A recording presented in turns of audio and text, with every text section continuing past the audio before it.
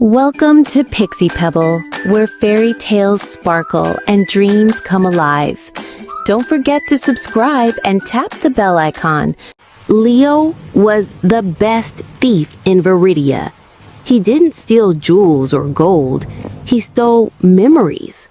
Small, forgotten trinkets people never knew they missed. He lived in the shadows, his heart as closed as the locks he picked. One evening, through the window of a tiny, glowing cottage, he saw her. An old woman, Alara, was humming, polishing a single beautiful swan locket on the table before her. It was worthless to anyone but her. To Leo, it was a challenge. He slipped inside as she slept. The room was filled with clocks, each ticking out of sync. As his fingers closed around the locket, a floorboard creaked. Alara stirred, but did not wake. In her sleep, she whispered a name, Alistair. A sudden, strange feeling, not guilt, but curiosity, pierced Leo's calm. Amazed, he saw a faded photograph on the mantel, a young Alara and a man in a sailor's uniform, both beaming, his arms around her. The same locket was around her neck. Leo escaped into the rain, but the locket burned in his pocket like a cold coal. For the first time, he had stolen a story, not just an object. He couldn't bring himself to sell it. He found himself returning to the cottage, watching her through the window. She seemed quieter now, often gazing at the empty space on her neckline. He discovered that Alistair had been a lighthouse keeper, lost at sea decades ago. The locket was his last gift. It wasn't valuable because it was silver. It was valuable because it was a promise. A storm raged that night, mirroring the turmoil in Leo's heart.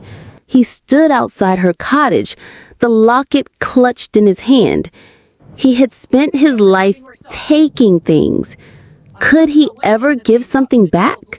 Taking a deep breath, he walked to her door and knocked. Alara opened it, her wise eyes narrowing, not in anger, but in recognition. She looked from his fearful face to the locket in his outstretched hand.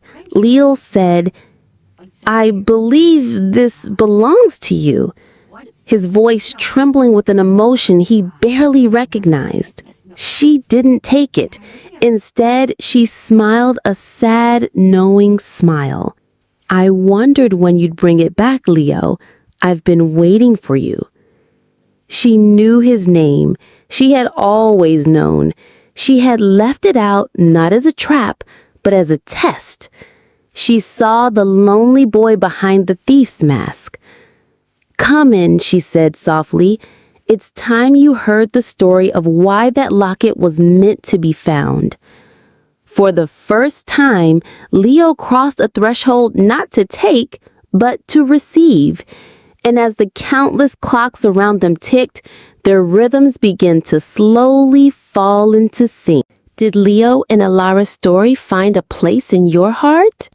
If you want to see the secrets of the locket unfold and witness Leo's journey of redemption continue, like this video if you want part 2.